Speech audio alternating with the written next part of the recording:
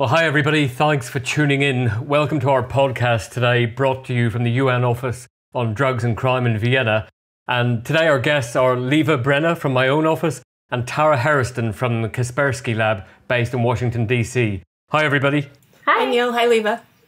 Tara, before we start, we explained that we're going to talk today about stalkerware, but Tara, can you introduce yourself first, please? Tell everybody who you are, how you ended up working for Kaspersky. Certainly. So Neil, Leva, thank you so much for having me. I work for Kaspersky in the Public Affairs Government Relations team. I've been with the company nearly 4 years, and my background is largely working in government relations. Started out working in a state government here in the US, and then working through human rights organization, political intelligence firm, and a couple of private sector companies, namely Honda and Kaspersky. Okay, very good. And Leva, what about you? How did you end up in the UN? Hi Neil. So I ended up in the UNODC by starting out in consulting companies. So I started in the private sector, namely in KPMG and BDO, where I worked with forensic investigations before I was lucky enough to end up in your team. Cool.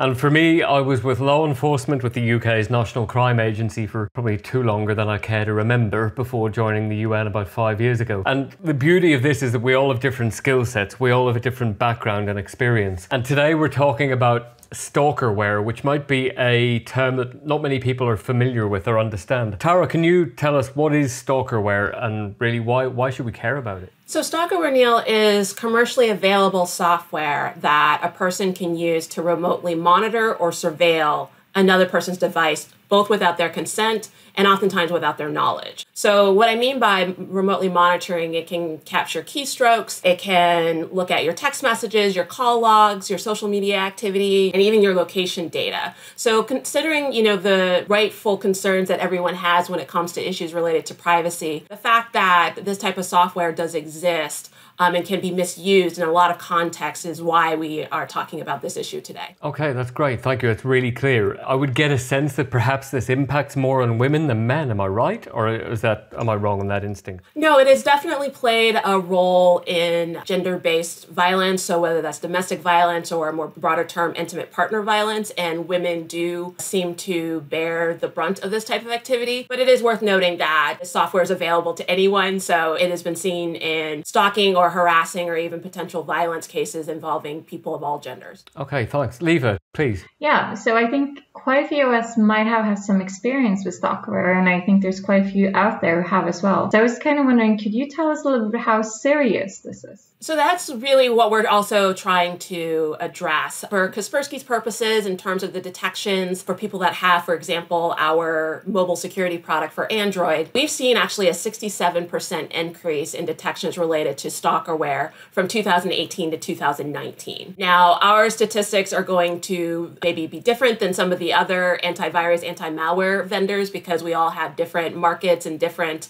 deployments in different geographies, but we are seeing this to be an increasing concern, and I think that is why we want to try and raise greater awareness about it, not only so that people can protect themselves, but also so that we can have a clearer sense of just how prevalent the problem is. It's definitely a big problem. Would you tell us a little bit more about what challenges you guys face when it comes to stalkerware? Sure. So some of the challenges depend on which part of the ecosystem, if you will, that you're participating in. So I'll start with the vendor perspective since I work for Kaspersky. The challenge for antivirus or anti-malware vendors is a couple of things. First and foremost is that the development and sale of this type of software, of stalkerware, is not in and of itself illegal. It is actually legally possible to develop and sell this type of software. The real problem comes down to the misuse of that stalkerware by an individual. That's where typically the legal jurisdictions tend to use their enforcement powers is against an individual that is misusing this type of software. And why that presents a problem for vendors is because if it's legal software,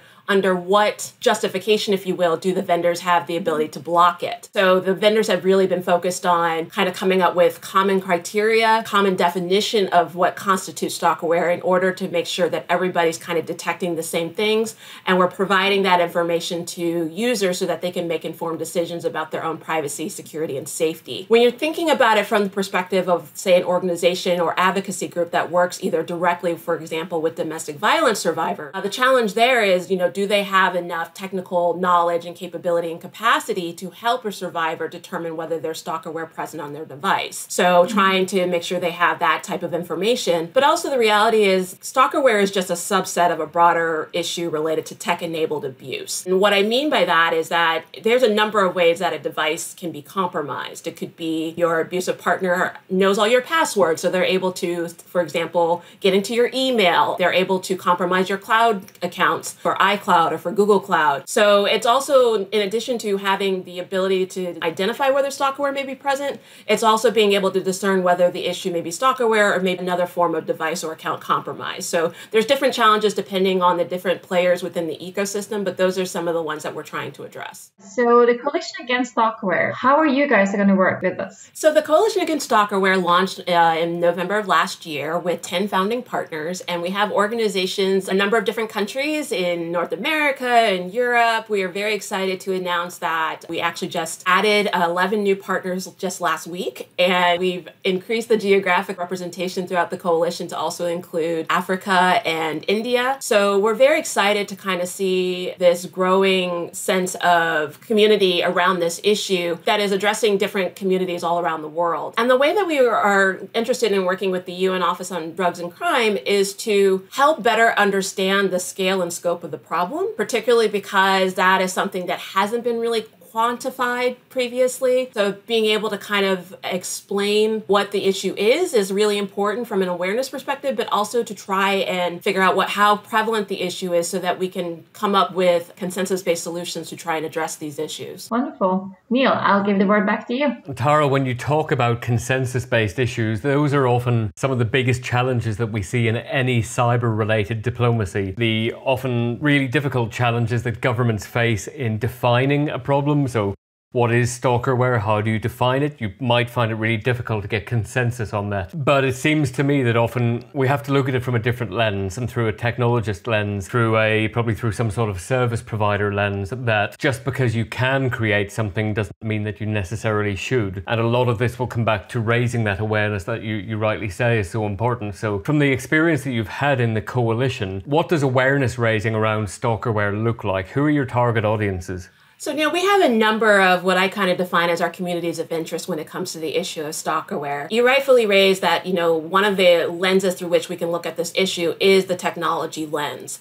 So for example, one of the areas that we've really focused on is talking directly to technologists. For example, cybersecurity researchers or cybersecurity professionals. A lot of times people look at the types of abuse that can be enabled by technology, particularly if it is an intimate partner violence situation or a domestic violence situation. They see it very similar to the quote-unquote garden variety cybersecurity issues. And therefore, they provide a lot of the same kind of typical cyber hygiene advice. Just make sure you have strong passwords or passcodes on your devices. Don't share them with other people, things of that nature. And those are still important, do not get me wrong. But the challenge comes in that if you are in an abusive situation, whether it is through cohabitation or otherwise, you may be in a situation where the abuser demands access to your device or uses the line, well, if you really trust me, why do you need to have passcodes? So there's where, that quote unquote traditional cyber hygiene advice falls down. So it's really trying to educate people about what the threat model looks like in this particular context and how it does differ from traditional kinds of malware or spyware that may be out there. So that's one kind of area of focus for the coalition in terms of community engagement. Another one is something I alluded to earlier in terms of the advocacy or the direct service organizations that work directly with people affected by this type of violence or this type of abuse. So it's trying to help them better understand how these technologies and this type of software works, how they can best help their stakeholders and the survivors,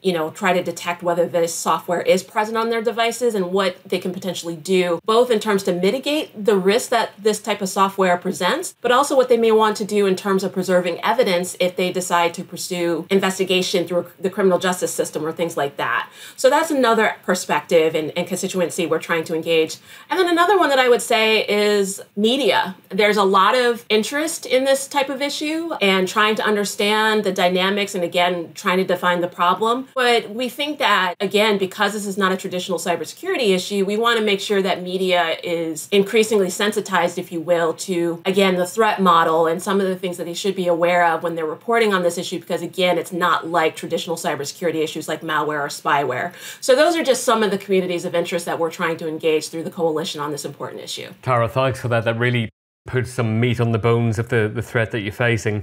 And I wonder, do you have any sense yet of the impact or not that quarantine and COVID-19 has had either on the availability, the purchase, the download, or the use of stalkerware? You know, all of our data, Neil, with regards to how COVID-19 or the pandemic has been intersecting with this issue is really somewhat anecdotal and maybe still at this stage somewhat hypothetical, which seems a little strange being 3 months into the pandemic. Some of the vendors in the coalition have reported an increase month over month, since the beginning of the year in terms of the detections that they're seeing related to stalkerware. Some are reporting a decrease. And I think the questions are still trying to be sorted out as to whether people that are seeing an increase are just refining and fine-tuning their detection, so they're maybe just detecting more. Those vendors that are kind of reporting a decrease goes along with the hypothesis that, well, unfortunately, in the pandemic, all of us are sheltering in place or staying at home more frequently, and that also means that survivors are somewhat stuck with their abusers, particularly if they're in a cohabitation situation. So unfortunately, we don't have really clear sense of how this issue is manifesting itself in this current time, but we are seeing some indicators, or some of our members are reporting increases in advertising related to this type of software. So we're still trying to understand exactly what the landscape looks like, but we're getting somewhat conflicting information. But again, it continues to be a significant problem just because the availability of it. Thanks, Tara. Again, that's really clear and I think reassuring in many ways that you don't have a full picture of it yet because it's evolving at such a pace. So I think the reason that we wanted you to come and speak with us and that you were kind enough to do so is I see a real opportunity here for the Coalition Against Stalkerware and UNODC to do a little bit of work to help broaden the awareness of what this is and help the public to understand what it is and how to manage and mitigate some of that risk. And as you said, there are many, many other companies and organizations working with you now, which is great to see. So I think what we'll do in the next couple of weeks is we'll pull together some sort of webinar, public-facing event where we can maybe speak with those who have been on the wrong side of this in terms of victims or users, and plus some other members of the coalition so that we can help to understand and maybe get into the detail of this a little more. Does that sound like it works for you? That sounds like a great idea. I really appreciate the fact that UNODC is willing to convene such an event. It's our pleasure, and we'll work on that. And for those of you listening, we'll put the information out on what this event will be across our social media as soon as we've got it pulled together. So for now, we'll wrap it up. Thank you for listening. Tara in Washington, Leva in Oslo, and from me, Neil in Vienna, thanks for listening, everybody. Take care. Bye, thank you. Thank you.